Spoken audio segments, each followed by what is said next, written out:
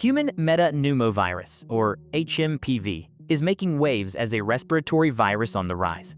Did you know that recent reports indicate nearly 11% of respiratory illnesses requiring hospitalization in children are linked to it? From its symptoms to why this outbreak is happening now, whether the virus mutates, and just how serious it is? We'll cover it all. Stick around.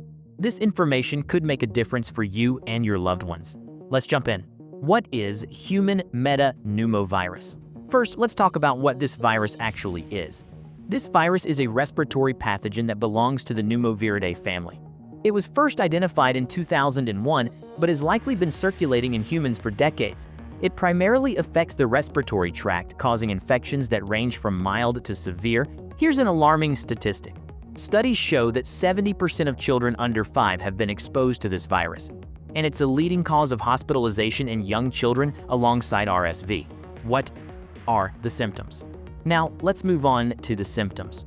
Infections caused by this virus can look a lot like the common cold or flu. Symptoms include fever, cough, nasal congestion, sore throat, and shortness of breath. In more severe cases, particularly in high-risk groups like young children, the elderly, and immunocompromised individuals, it can lead to bronchiolitis or pneumonia. About 5 to 16% of infected individuals may require hospitalization due to severe respiratory distress. Symptoms usually appear 4 to 6 days after exposure and can last 1 to 2 weeks. So how does this virus actually operate inside the body? It primarily targets the epithelial cells lining the respiratory tract. Once inside, the virus attaches to these cells using surface proteins, enabling it to enter and replicate. The immune system's response to this replication results in inflammation and mucus production.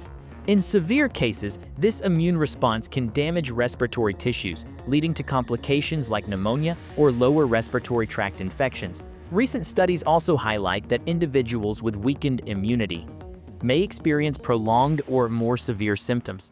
Next, let's talk about why we're seeing an outbreak right now. One major reason is the seasonal pattern of this virus. It's most active during late winter and spring. However, reduced immunity across the population due to COVID-19 lockdowns has created a perfect storm. During the pandemic, many people had minimal exposure to respiratory viruses, leading to decreased immunity. Add to that increased travel, social gatherings, and climate changes impacting air quality, and you have a recipe for a surge in cases. Recent surveillance data shows a sharp rise in hospitalizations related to this virus in both pediatric and adult populations compared to previous years. So, how bad is this outbreak? Now, let's address how severe this outbreak really is. To gauge its severity, let's look at the numbers. Amid rising concerns over an outbreak of human metapneumovirus in China, Indian health experts have reportedly claimed that the virus that has been observed in India on multiple occasions, particularly during the winter season. HMPV cases are rising in Malaysia, with 327 reported in 2024, a 45% increase from 225 cases in 2023. The virus, causing symptoms similar to a common cold, can lead to severe respiratory conditions.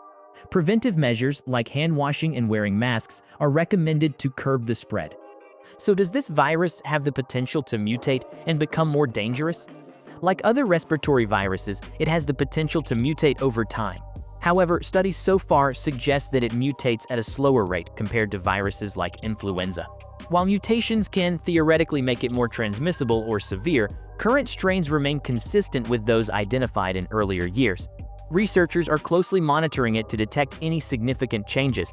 Vigilance and surveillance is crucial to respond promptly to any potential mutations that could make the virus more dangerous. Let's talk about what's being done to tackle this issue. Public health authorities are stepping up awareness campaigns and improving diagnostic capabilities. Accurate testing is critical to distinguish this virus from similar respiratory illnesses. Unfortunately, there's no specific antiviral treatment for it yet. Current management focuses on supportive care, such as hydration, fever control, and oxygen therapy for severe cases. On a positive note, research into vaccines and antiviral drugs is ongoing, though these solutions are still in development. So, what can you do to protect yourself and your family? Finally, let's discuss how you can protect yourself and your loved ones. Start with basic preventive measures. Wash your hands frequently with soap and water for at least 20 seconds, or use hand sanitizer if soap isn't available. Avoid close contact with people who are sick, and if you're feeling unwell, stay home to prevent spreading the virus. For extra protection, consider wearing masks in crowded or poorly ventilated areas during peak respiratory virus seasons. Strengthening your immune system is another key step. A diet rich in fruits, vegetables, and lean proteins, along with regular exercise and good sleep, can make a big difference. Don't forget to stay up to date on vaccinations for influenza and COVID-19. While these won't prevent this virus, they can reduce your risk of severe illness from co-infections. Finally, stay informed. Follow updates from trusted sources like the CDC or WHO. New information about the virus and outbreak response is emerging all the time.